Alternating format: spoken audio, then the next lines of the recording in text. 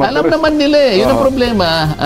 Yung kanilang mga actions, hindi nila masyadong pinag-iisipan. Kalat-kalat eh. Kaya nga sinasabi ko sa iyo, sumagot. Sumagot ad cautelam ang Vice President. Hindi nila malaman kung tatanggapin o hindi. Nakakita ka pa naman ng ganyan? Yun nga pala, no? Ilan ang lahat ng prosecutor, mga abogado yun? 11 lahat po yan eh. Ibig mo sabihin, hindi sila naging trial lawyers kahit sa kailan sa buhay nila.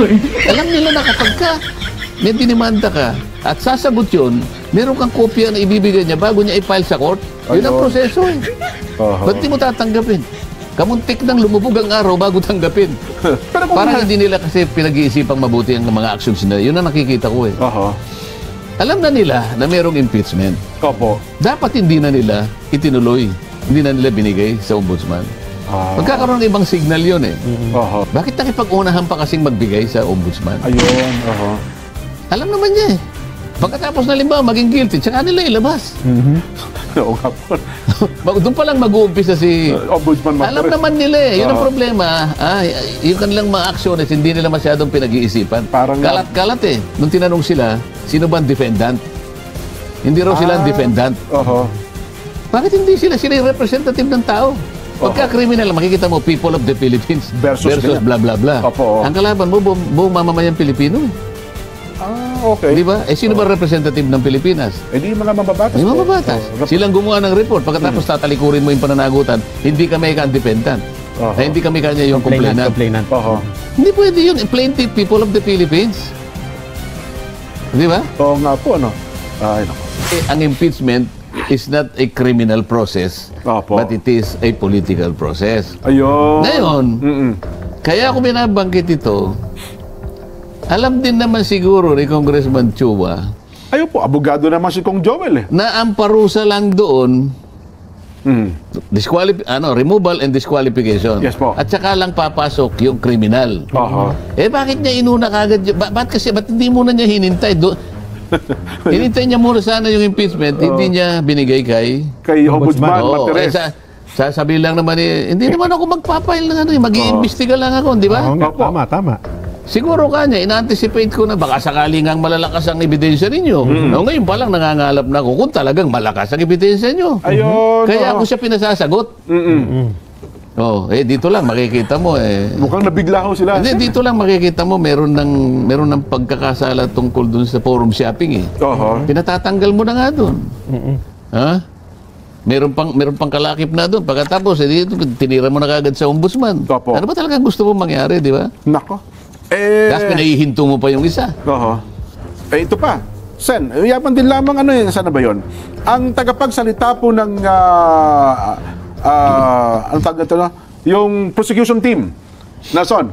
Si Attorney Bukoy. Attorney Odi Bukoy, sabi niya, magiging premature o wala po sa tamang panahon kung kikilos ng ombudsman habang nagpapatuloy pa ang proseso ng impeachment.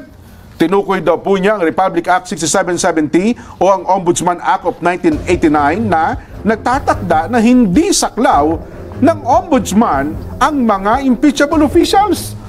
Binigyang diin pa po ni Atty. Bukoy na ipinag-uutos ng konstitusyon ng impeachment ang pangunahing paraan upang panagutin ang mga matataas na opisyal ng gobyerno. Ayun po. Alam mo pala ba't nyo siya binigyan ng kopya? Hindi, baka siguro sabi niya ang ombudsman, sige tayin ko na, baka ang ini-expect na lang sumagot ay magkusa si Ombudsman Martires na hindi umakto doon sa pinadala nilang... baka mamaya sabihin nila, tayo, public officers tayo. Kung ano man ang pinagagawa sa atin, kailangan tayong umakto. Baka mamaya, tayo naman ang kanilang sisihin. Bagay, matagal na rin maraming nasisi rin ng ombudsman. Katulad ng sinasabi ko kanina. Kumpleto yung yung report ko eh. Wala man lang... Hindi umakto ang ombudsman. Bakit dito? Ang bilis. Di ba? Nako. Dito tama naman siya eh. Pinadalan mo siya ng kopya. Dapat ganun talaga. Meron ka ba dyan? Hinahanap ko yung sagot ng ombudsman, Nelson. Nung isang araw, di ba, sumagot ang ombudsman, binasa natin, doon sa punto nga rin na bakit agad umakto ang ombudsman doon sa committee report na ano. Sabi sabi ni Ombudsman Martires Martires? dyan, pinadalan nyo kami ng mga papel na ganito eh. Anong gagawin namin dito? Gagawin ba natin ito scratch paper? Gagawin maraming scratch paper itong mga papel na ito. Paano nga? Yan ang sabi ni Ombudsman. Oo. Ang kapal siguro nun. Ayaw po.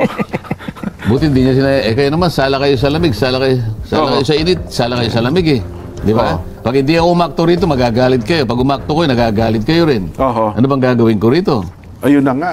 Kaya ang isa pang isang mambabatas ng kasapi po ng Makabayan Black, sabi, ganyan talaga yung ombudsman na yan. Kasi tinalagay yan ng dating Pangulong Duterte, kaya siguro gumagawa siya ng ganyang aksyon para pigilan ang impeachment process. Pero nakapirma siya sa committee report, di ba? Ay mukhang ngayon kasi kasama ata Kasama siya, no? Oo. Dineputize siya kasi hindi siya member doon. Pero dineputize siya.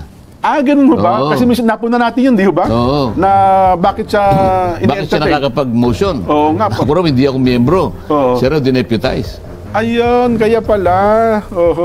O di pa paano ngayon ang gagawin ni Ombudsman Martires sa kopyang ito, Nelson? Nakuha ko sa kanya, ibabalik ko rin kagaya ng ginawa ng impeachment court. Ganun ho? Di ba? Sayang din ho, pwede namang scratch paper yung ano. Ha? Baka magagamit din po talaga. Ayaw niya yung galing sa ano eh. Marami silang papel eh. Ayun pala. So yun pala magiging epekto nun, ano? Pero kung Parang hindi nila kasi pinag-iisipang mabuti ang mga actions nila. Yun ang nakikita ko eh. Alam na nila na merong impeachment. Opo. Dapat hindi na nila itinuloy. At kung halimbawa, nagawa na, na-adapt na, nandun lang. Hindi na nila binigay sa ombudsman. Magkakaroon ng ibang signal yun eh.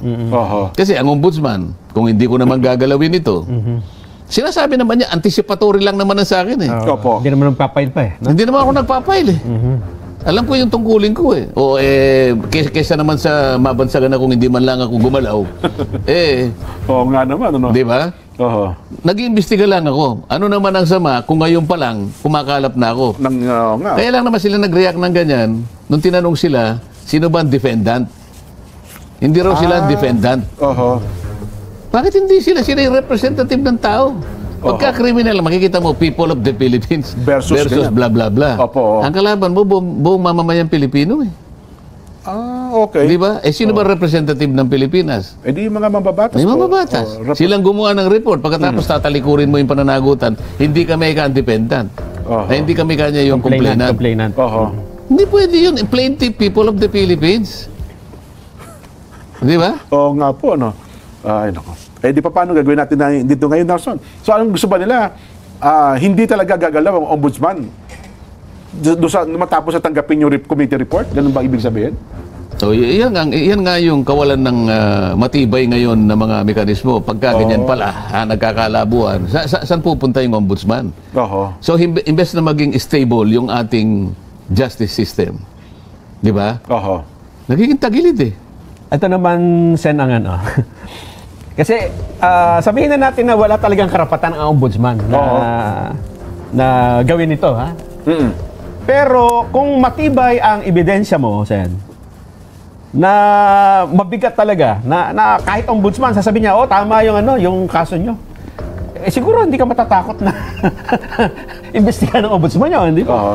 Kasi magkakaroon ka pa ng kakampi na tama. Maraming ang linabag ang Vice President. Hindi kasi sinasabi nila, pag impeachable ka, subordinate yung yung mga criminal Kailangan mauna talaga. Muna. Kailangan matanggal muna bago mo siya maasunto ng kriminal. Yes, Kasi mas mataas yung uri ng posisyon eh. Kaya nga tatanggalin ka muna eh.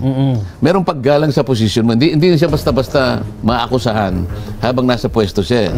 Kaya tatanggalin mo muna siya. Pagkatapos may kalakip nga na disqualification na panghabang buhay, di ba? Perpetual eh. Pagkatapos napunta siya sa kalagayan na yan, doon mo pa lang siya sasampahan. Ang ibig ko sabihin, alam naman nila, Congressman Chua yun. Bakit nakipag-unahan pa kasing magbigay sa ombudsman? Ayun, Alam naman niya eh. Paano kung halimbawa, hindi siya nagbigay ng kopya sa ombudsman? Baka naman sabihin, ba't lang? Baka naman questionin sila ng, well, saan yung kopya namin? Bakit hindi nyo kami binigyan eh? Hindi Part nga, kami ng proseso. kasi nga yung pattern ng committee report, palaging merong rekomendasyon na ibigay sa ganito, ibigay sa ganyan, at ibigay sa ganun. Okay. Pero dapat sinabi nila, let a copy of this blah blah blah, Opo. to be delivered to the offices of the Ombudsman, the Department of Justice, Solicitor General Office, but only after the conclusion of the impeachment proceedings. Ayun, dapat nilagay niya ng kulatilya na gano'n, ano? Oo. So, pwede nilang i-ano muna. Pwede muna nilang itago sa kanilang cabinet. Hihintayin muna nila kung anong outcome nung impeachment court. Oh. Pagkatapos na limbawa, maging guilty, tsaka nila ilabas. Oo nga po. Doon pa lang mag-uumpisa si... Ombudsman Martires. Alam naman nila eh. Yun ang problema. Yung kanilang mga actions, hindi nila masyadong pinag-iisipan. Parang kalat-kalat eh. Kaya nga sinasabi ko sa iyo, sumagot. Sumagot ad cautelam ang Vice President. Hindi nila malaman kung tatanggapin o hindi. Nakakita ka ba naman ng ganyan? Yun nga pala, no? Ilan ang lahat ng prosecutor, mga abogado yun. 11 lahat po yan eh. Ibig ba sabihin, hindi sila naging trial lawyers kahit kailan sa buhay nila? Alam nila na kapag may dinimanda ka at sasagot yun, meron kang kopya na ibibigay niya bago niya i-file sa court. Yun ang proseso eh. Ba't di mo tatanggapin? Kamuntik nang lumubog ang araw bago tanggapin. Baka pinag-aralan mo na, ano ba yung ad quotelam? Baka pag sinagot natin to, So, dyan lang makikita mo na mukhang kayo ato bili kayo, mukhang kayo hindi kayo nakahanda. Baka yun ang maisip ng kalaban mo.